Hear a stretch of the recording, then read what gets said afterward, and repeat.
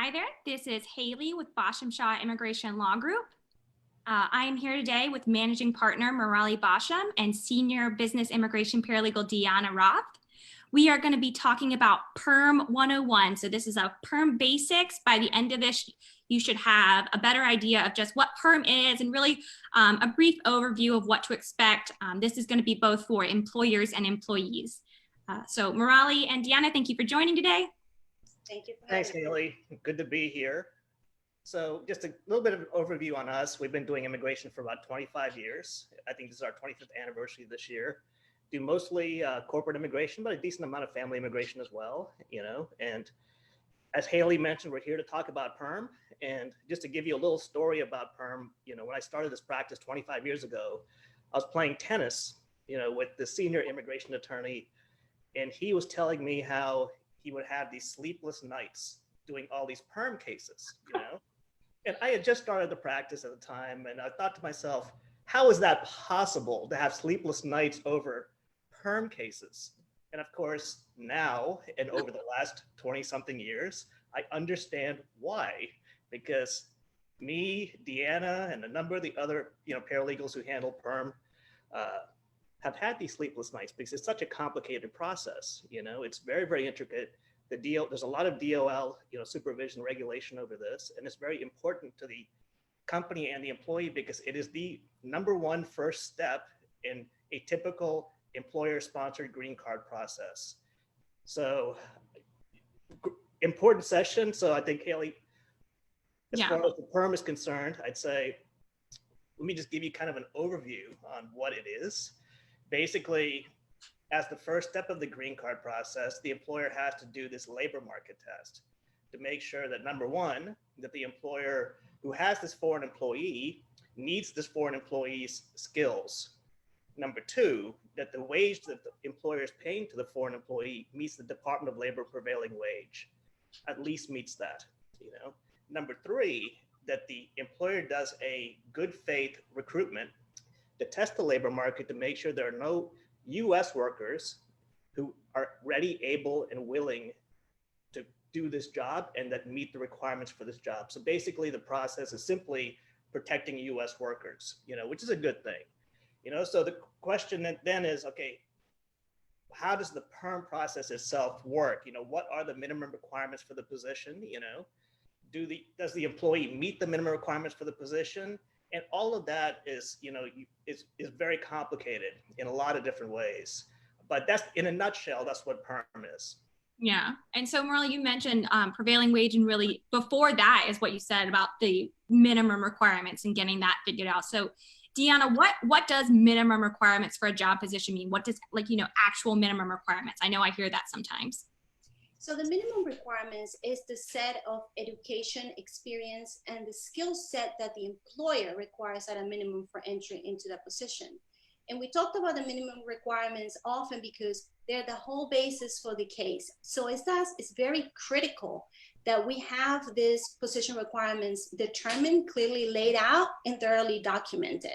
So we recommend for the employer to look out for certain things. And one of the things that we recommend is to be very specific when using language. Use quantifiable language. Like, for example, don't use any broad terms like level of experience or high level of experience, or use any ranges. Like, for example, the position requires between 5 to 8 years of experience. These are terms that are not allowed by the Department of Labor and by the regulations.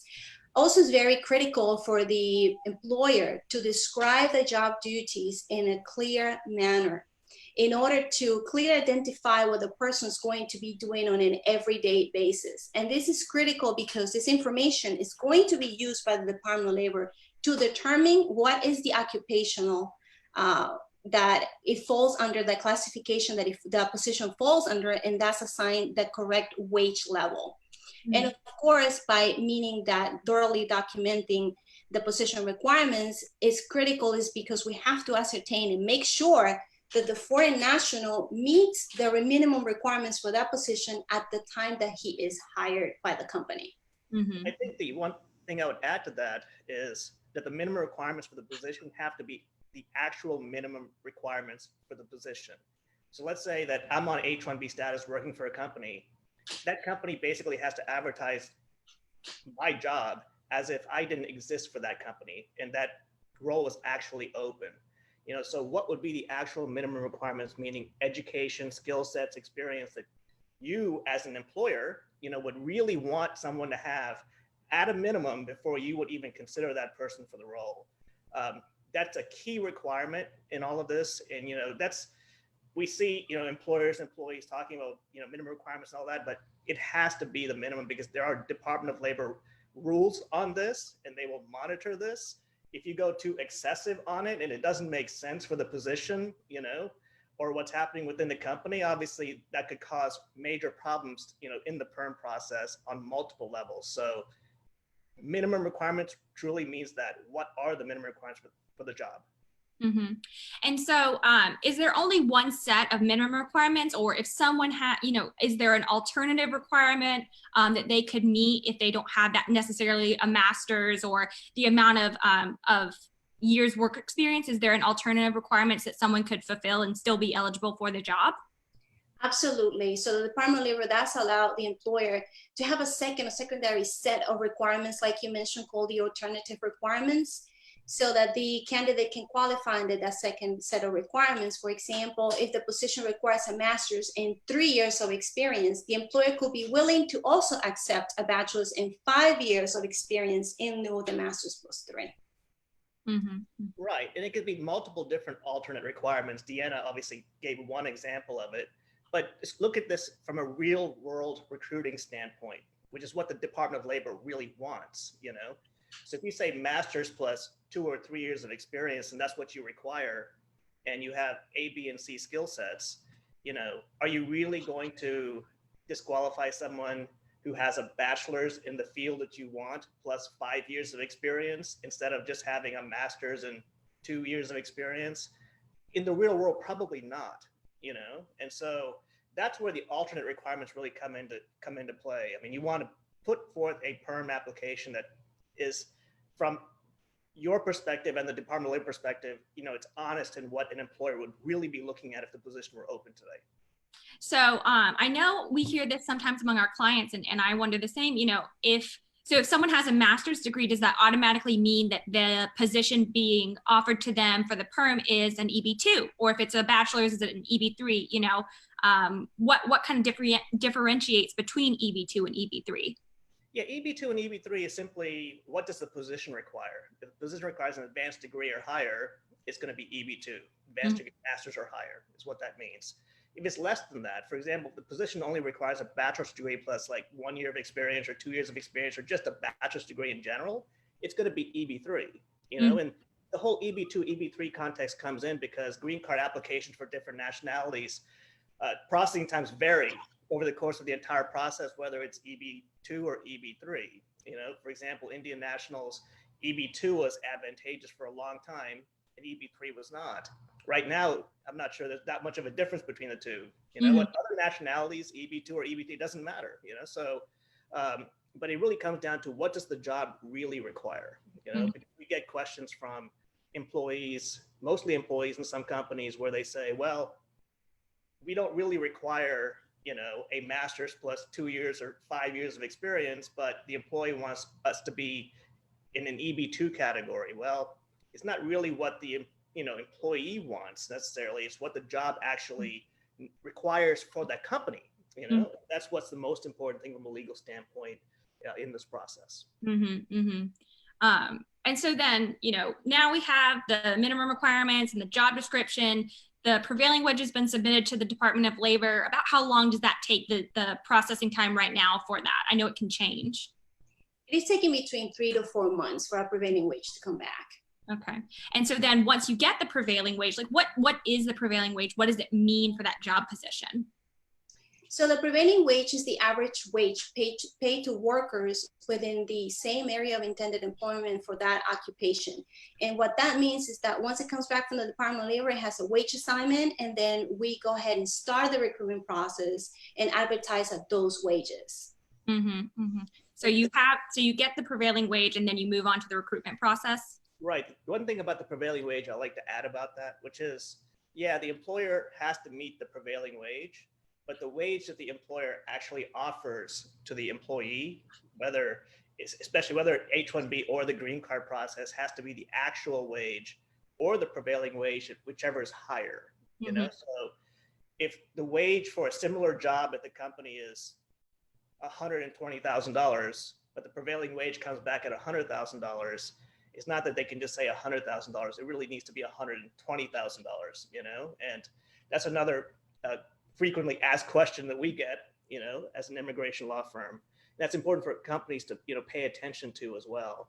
And the other thing about the prevailing wage is it's a very important step in the process, which is from a strategic standpoint, getting the minimum requirements right, which we work, with the employers on, and law firms do, getting it right, because that prevailing wage, you don't want to submit it, have it pending for 4 months, and then the chance of it coming out with a wage level that you're not good with, all that strategy goes on in the very, very beginning. So there's a lot of work in this perm process that happens in the very, very beginning. And so one clarification question, so say the prevailing wage comes back and it's $100,000 and the person is getting paid $90,000. Does that mean, all is lost, or kind of what does that mean? Do they have to be paying that wage right then when it comes back? Well, great question. That does not mean all is lost. All it means is if the person's getting paid $90,000, the prevailing wage comes back $100,000. If you agree with that prevailing wage and you don't think that it's worth trying to argue against it with the DOL, then if you want to go through with the perm process, the offered wage has to be $100,000, which is at least the prevailing wage. And it doesn't mean you have to, pay the employee that wage right now, but whenever the green card is ultimately approved, if it's approved, at that time, you would have to pay that employee at least $100,000. Okay, gotcha. So then we've got the prevailing wage back, we're happy with the prevailing wage. Next step is the recruitment process. So what is the recruitment process? I know that's a really important part as well. Yes, it's a critical part and very important. Now, once we get, as you mentioned, the prevailing wage back, we have to start a set of advertisements. That's what the recruitment process is. And the intention of that is to sample the US labor market. There are mandatory requirements for ads. The mandatory ones are: one is the job order that needs to be placed with the work commission, with the state work commission, for at least 30 days. There is also a notice of job availability that needs to be posted at the work site, and also 2 Sunday newspaper ads in a newspaper of general circulation. So for the area of intended employment. So those are the 3 mandatories. For professional positions, there's 3 additional ones out of a list of 10 that the employee can select. For example, the employee can post that position in the company website. They could use a local newspaper. They can use a employment search engine, so on and so forth. But placing the ads takes about a period of 30 days, which is followed by a 30-day quiet period, which allows for applicants to submit their applications and their interests, and allows for the employer to review these resumes and interview minimally qualified applicants as well. Okay. So this is, I know you guys said this is a test of the labor market. So what if the company finds a US worker? What does that mean for the perm process? Does that mean they have to hire that US worker in place of the foreign worker, or what does it mean? Yeah, I can answer that. Let me just back up just 1 second. All of this recruitment has to be good faith recruitment, meaning that an employer can't come and say, well, we have to place 2 paper ads. Can it be in a paper with circulation of like very little? It needs to be in regular papers that employers would typically want to recruit in that area of intended employment. It's very, very important. We tell, people, just do the gut test on this. I mean, it has to be good faith. The Department of Labor is going to look at this, and, you don't want to get in trouble as an employer, when you're doing the recruiting process. Now, to answer your question, as far as, if, let's say they go through the recruiting process and they actually get all these resumes, they do have to review the resumes to make sure whether they meet the minimum requirements or not, and if they seem like they might even meet the minimum requirements, they should interview the people, and see if they actually do meet it. Now, if they find a qualified US worker meaning, US citizen, permanent resident, et cetera, not folks on F1 or H-1B who need sponsorship, in this situation, and that qualified US worker actually meets every minimum requirement for the position and they are available and ready and willing to take the job, if offered to them, then the company has actually found a qualified US worker and cannot go through with the perm process anymore, because all of this is done under the penalty of perjury. Mm-hmm. And so it's important for employers to comply with the law, and make sure they're doing the recruitment process stage of the perm process very carefully and meticulously, and so the perm process stops. Now, if they could not find a qualified US worker who's ready, willing, and able to take the job, then the perm process can continue. And the employer has to keep very detailed records of the recruitment process, of the ads that were placed in the various different, mediums, and the resumes that were received, and what their disqualifying process was from a minimum requirement standpoint. Okay. And so you had mentioned they have to review the resume. So they is the employer, right? It's not the attorney, and the employee who is involved in the perm process can't be involved in the reviewing of the resumes, correct? That's correct. The employee cannot be involved in the recruitment process at all. It's against the law, and is even against the law for attorneys to be involved as the primary part of the recruitment process, as far as reviewing resumes and, doing those. We can't do that. The employer has to be involved in that from the very get-go. Okay. And so then, we get through the recruitment process, the cooling off period, they haven't found a qualified US worker, and now we can move on to actually filing the perm, the ETA. So I know that there is a question on that ETA that says, have you had layoffs in the past 6 months? So I know right now that's a kind of a really relevant question related to COVID. So what does that mean? What if there has been a layoff? What does that mean for the perm process? I mean, it pretty typically means you can't file the perm, but it's not just any layoff. It has to be a layoff within the past 6 months prior to filing the perm, number one. Number two, it has to be a layoff in the area of intended employment. So let's say you have a company that has 5 offices across the US, and you have an office in San Francisco, you have an office in Dallas. Let's say that the employee that you're sponsoring is an employee in your Dallas office, and that's where you're doing the recruitment. Now, if you lay off a worker, and to back up a little bit, it has to be in the same or related job. It can't be any job, Let's say you have a worker in San Francisco that you have to lay off, who's in the same or similar job. Yeah, that doesn't impact, the perm process if the recruitment is done in Dallas. Mm-hmm. But if you have the same situation in Dallas, where you have to lay off a worker within the same or similar occupation category as the foreign employee you're trying to sponsor for the perm, then obviously that's going to have an impact, especially if it's within the 6 months preceding the filing of the case or intended filing of the case. You can't file that case, And layoff means you're laying someone off. It's not a termination for cause. That doesn't impact the perm process, and especially now with the COVID situation, we're seeing a lot of companies having to, do layoffs and furloughs and everything else. And even if it's for a temporary period of time, it's going to have an impact. And I think companies should definitely be very forthcoming with their law firms, on this, as far as staffing changes as a result of COVID, because it could impact the green card process. Okay. So if a company lays someone off in the marketing position, but they're, filing a perm for someone in a, sales manager position, that's okay.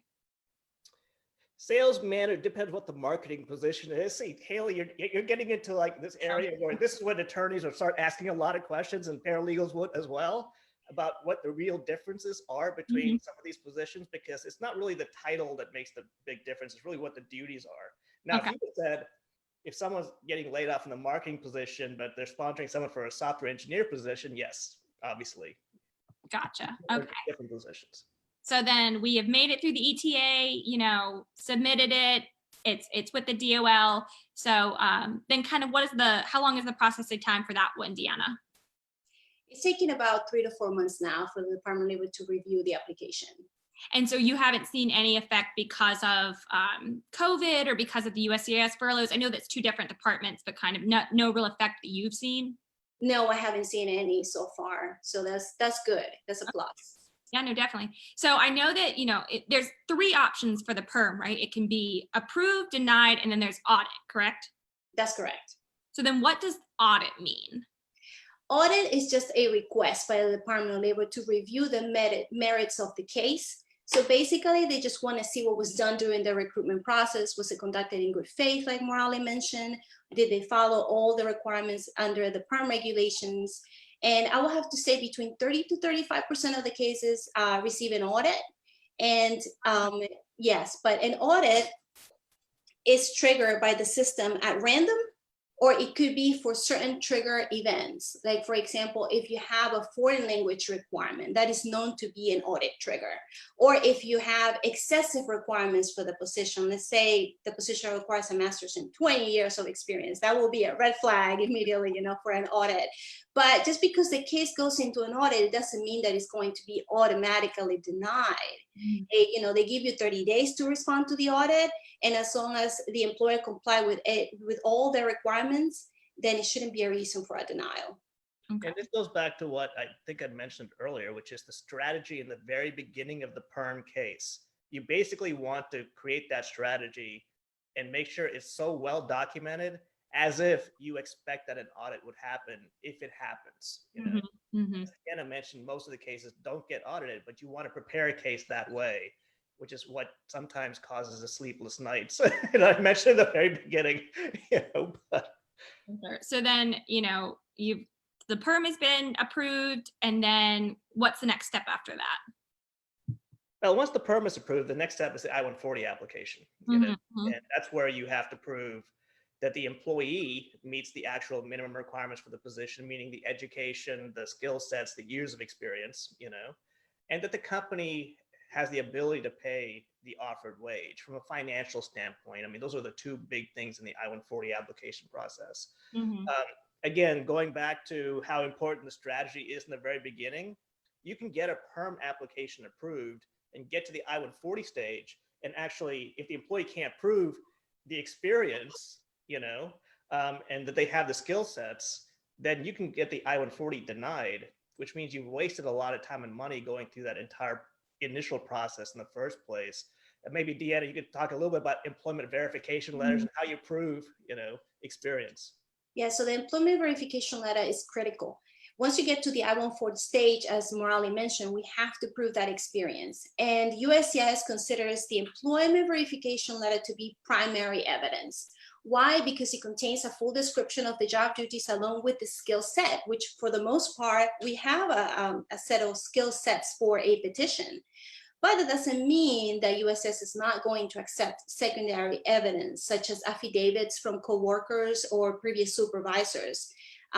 Some employees try to document their experience with copies of employment offer letters or contracts or evidence that they were paid, but that may be insufficient just because, as we mentioned, it does not provide a full description of the skill set that was gained during that prior employment. And making sure that we cover all of the education and skill sets and job duties is really key, kind of going back to that job description from the prevailing wage, right? It is, absolutely. And I think, from an employment letter standpoint, we especially make sure that they can do that from the very beginning, get the employment verification letter. It's very, very important. And they do have to hit all the skill sets that are required in these employment verification letters.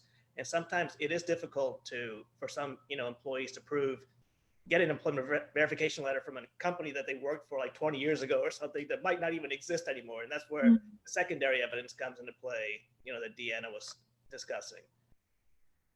Okay, awesome. And so then we get to the I-140 stage, and obviously that in itself is a whole another webcast we could do. But so I definitely say that I like that we talked about, there's so many different parts because it is, it's not just perm, this one thing, it's three parts. But then, like you said, there is so much strategy looking at, you don't necessarily need those employment verification letters until the I-140 stage, so about a year in. But if you can't get them and you don't find that out until the I-140 stage, you've already wasted close to 12 months, and so it's interesting to know that, like, making sure that you can prove all of those skills comes back to that first job description, what is the actual minimum requirements, and what can the what does the employee possess as well. So I think you're right about that. Yeah, it is the number one most important step in the employer-based green card process. One other thing I want to add, though, is that, you know, in the recruitment process, we get a lot of questions from employers. Well, this person meets the minimum requirements, but we don't like the person, you know, and, you know, that comes up a lot. Mm-hmm. And in real world recruitment, yeah, sure, you know, you can disqualify someone based on any reason you want. But in the perm process, it has to be objective. It Mm-hmm. cannot be subjective, you know, and a lot of employers don't understand that because they're not used to it, you know, Mm-hmm. from a real world standpoint. And it's just something that they just have to get used to. They have to basically check off boxes. Mm-hmm. Do they meet A, B, and C or not? You know, just because you don't like the person or they don't come across the right way, or you can't disqualify someone based on subjective factors. Yeah, I think that goes back to what Deanna said at the beginning about how it has to be quantifiable, and that makes a lot of sense because it has to be quantifiable. Because when you get to the recruitment process, it can't be subjective. I think that's a really good point. Awesome.